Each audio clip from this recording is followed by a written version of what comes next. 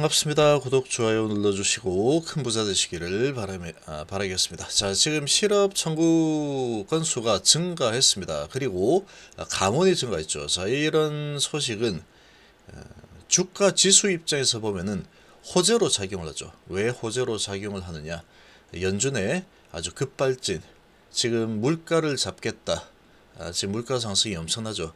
자, 그런 부분 때문에 금리를 0.75%씩 아주 자이언트 스텝으로 벌써 3번이나 내달렸습니다. 그런 상황에 또 이런 식으로 계속해서 물가만 바라보고 계속 이제 폭주를 하는 이런 상황이 전개가 되면 시장의 전체적인 통화량은 점점 줄어드는 쪽으로 갈 수밖에 없죠. 이런 상황이다 보니까 오히려 실업 청구 증가, 감원 증가 이런 부분이 주가 지수 입장에서는 더 우호적이죠. 오히려 주가가 상승할 가능성이 높아지는 소식입니다. 자, 그런 소식은 왜 높아지는 쪽으로 움직이느냐? 연준이 이제 이런 부분을 봤기 때문에 정말로 경기 침체가 이제 일어나고 있구나. 요거를 느끼고 금리 인상에 대한 속도를 좀 늦출 것이다. 그리고 정점을 향해서 다가가고 있다. 이제 곧 있으면 방향을 바꿀 것이야. 이런 기대감이 있는 거죠. 그리고 연준도 그런 고민을 할 수밖에 없습니다. 이렇게 이제 물가만 바라보고 내달리다가 경기가 아주 꼬꾸라지는 상황이 되게 되면, 경착륙이 좀 심하게 되면은 아주 심각한 이 위험에 빠지게 되기 때문에 줄타기를 해야 되죠. 연준에 해야 할 일이 그런 부분이죠. 자, 그런데 이런 데이터가 나오는데 연준이 매파 발언을 해버렸죠. 그래서 미 증시는 반등에 실패했습니다. 이런 데이터가 연속적으로 나오고 있음에도 불구하고 일전에 생산자 PMI 지수가 50.9로 아주 안 좋게 나왔죠. 그래서 주가는 환호하면서 올랐는데 여기에 더해서 이거 봐라, 상당히 좋지 않잖아, 경제 상황 정말 좋잖아 라고 했는데도 매파 발언이 나와버렸죠. 그래서 반등 실패했습니다. 자, 이 채비는 이제 유상증자 가격 결정일이 이틀 남았죠. 오늘하고 다음 주 화요일 딱 이틀 남아있는 상황이다. 그 다음 날이 이제 기준일이 되죠.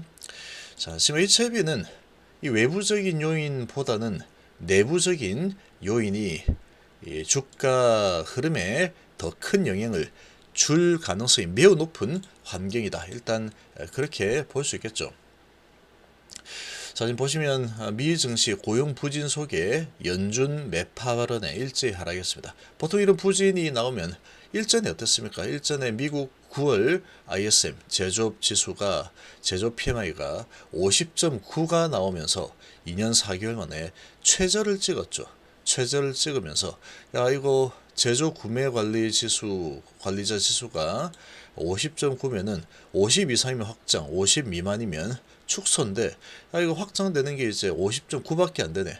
이런 식으로 가다가는 50 아래로 떨어질 수도 있겠는데 라는 거죠.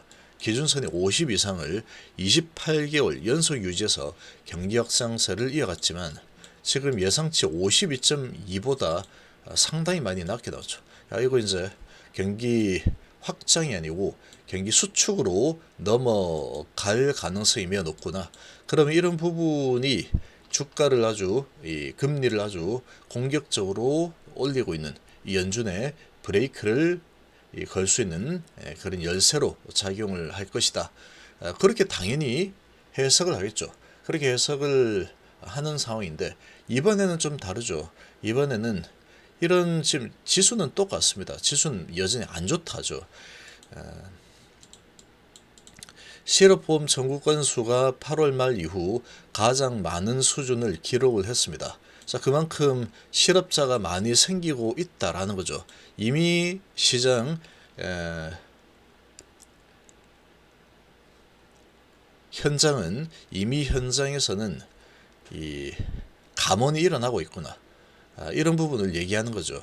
그래서 가동률이 좀 떨어지고 소비력이 떨어지니까 사람들 해고 싶겠죠. 아무래도 뭐 사람들이 더 많이 필요하지 않다. 미국은 해고를 뭐 이렇게 하니까. 그래서 미국 노동부에 따르면 지난 1일로 끝난 한 주간 신규 실업보험 청구 건수는 계절 조정 기준 전주 대비 29,000명 증가한 21만 9천 명으로 집계가 되었습니다. 주간 신규 실업보험 청구 건수는 전문가 예상치인 20만 3천 명을 웃돌아서 8월 말 이후 최대치를 기록을 했죠. 자, 21만 9천, 20만 3천인 줄 알았는데 예상치보다 더 많이 올라갔죠. 자, 이런 상황에 미국 기업들의 감원 규모도 전달보다 크게 늘어났다라는 소식이 나왔죠.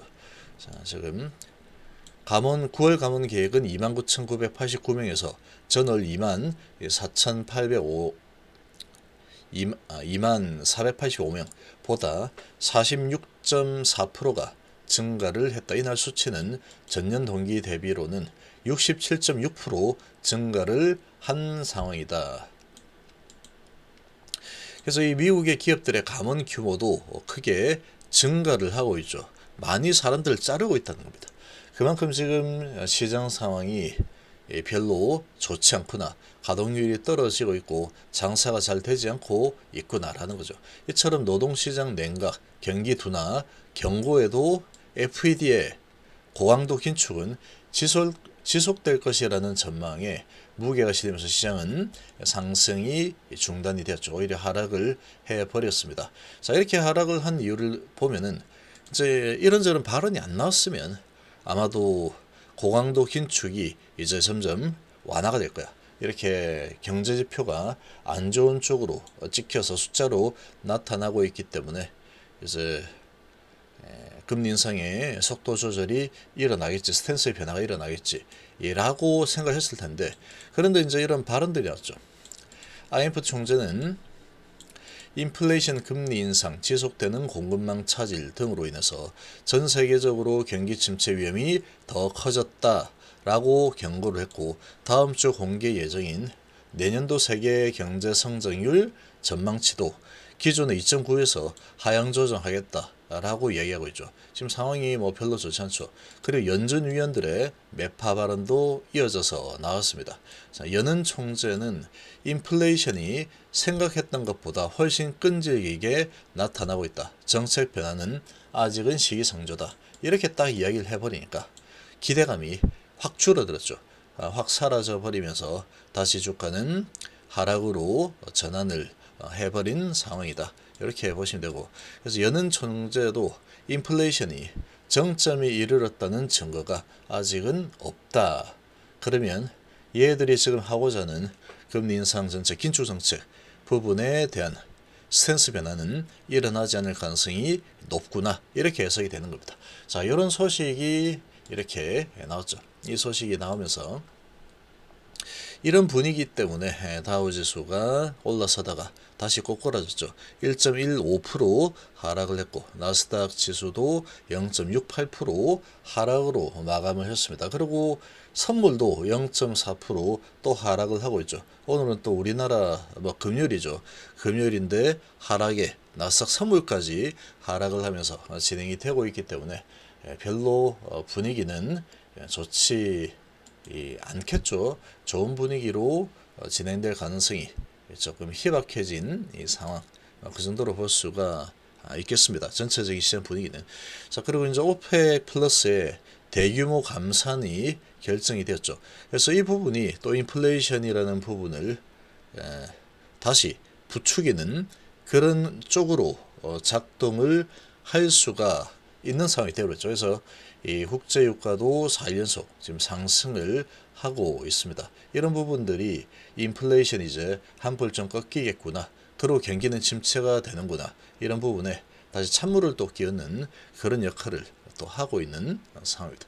그래서 바닥을 잡는 노력은 지속이 될 겁니다. 앞으로 계속 지속이 될 텐데, 이제 지금 나오는 지수들을 계속 보면은 계속 경기 침체 쪽에 대한 그런 지표들이 나오고 있죠. 그러면 이 부분이 이제 나오기 시작했다라고 하면은 앞으로도 지속적으로 이런 지표들이 경기 침체 쪽으로 나올 가능성이 높습니다. 자, 이렇게 진행이 되면은 이제 연준의 스탠스도 뭐 언젠가는 바뀌게 되죠. 그러나 지금 상황에서는 지금은 아직까지 인플레이션의 정점에 대한 신호를 발견하지 못했다. 이런 발언들이 나오기 때문에 어느 정도 올라갔다가 다시 밑으로 내려가고 있죠. 그래서 왜 바닥 잡고 그냥 이제 바닥 잡고 쭉 올라가는가 보다 정책 변화가 일어날 거다라고 시장이 기대를 했지만 거기에 대해서 반박을 해버렸죠. 그러니까 다시 또 쌍바닥의 형태의 분위기로 흘러가려는 모습이 나타나고 있습니다. 자, 지금 뭐 분위기가 어제하고 반대죠. 어제는 녹색이 상당히 많았죠. 대부분이 다 녹색으로 칠해졌었는데 오늘 상황을 보시면 대부분이 다 빨갛죠. 이게 우리나라였으면 참 좋았을 텐데 미국 같은 경우에는 빨간색이면 안 좋다는 내려갔다는 뜻이죠. 마이크로소프트 0.97%, 애플이 0.66%, 구글은 조금 올랐고, 그리고 여기 좋았던 부분은 에너지 부분이죠. 에너지, 석유, 가스 이런 부분은 국제 유가가 또 상승을 좀 하면서 여기 이제 파란색이 상승이 좀 보이고 그 외에 뭐 기술주라든지 소비재 대부분이 다 하락으로 마감을 했습니다. 금융도 대부분이 다 하락이죠. 금융 쪽 따라 헬스케어 쪽도 대부분이 또 하락을 하면서 마감을 또 했습니다. 지금 전체적으로 뭐 기술주나 소비재나 제약바이오 헬스케어 쪽이나 금융이나 전체적으로 하락 마감을 했죠. 그리고 소비재 관련주들도 별로 좋지 못했습니다. 한마디로 전부 다 별로 안 좋았다. 이렇게 좀 볼 수 있겠죠. 자, 그리고 반도체 부분도 하락으로 좀 마감을 했죠. 자, 이렇게 이제 시장이 마무리를 했는데 지금 HLB 같은 경우에는 개별적인 호재가 상당히 강한 호재를 손에 쥐고 있습니다. 이제 이 ITI 1000에 대한 이 데이터 발표를 오늘 하고 다음 주 월요일 사이에 HLB가 발표를 할지 안 할지 뭐 좀 지켜봐야 되겠죠. 근데 어쨌거나 지금 그런 부분이 또 준비가 돼 있고 그리고 유상증자 1차 가격 결정일이 내일 오늘하고 다음 주 월요일 이틀밖에 남지 않았죠. 자, 이런 부분들이 아무래도 이 가격이 이제 보통 45,000 이상 정도는 만들어 놔야지 이 HF에서 원하는 유상자 초반에 잡았던 34,050원 연저리까지 완성이 좀 될 수 있겠죠. 자, 이런 부분들 호재를 또 손에 쥐고 있는 이런 상황이니까 시장은 아마 약세를 보일 텐데 시장하고 같은 방향으로 움직이지 않으면 HLB 자체적인 강력한 호재를 가지고 하방 형직의 모습을 보이고 올라갈지 이런 부분은 오늘 좀 지켜 봐야 되는 상황이다. 이렇게 보시면 되겠습니다.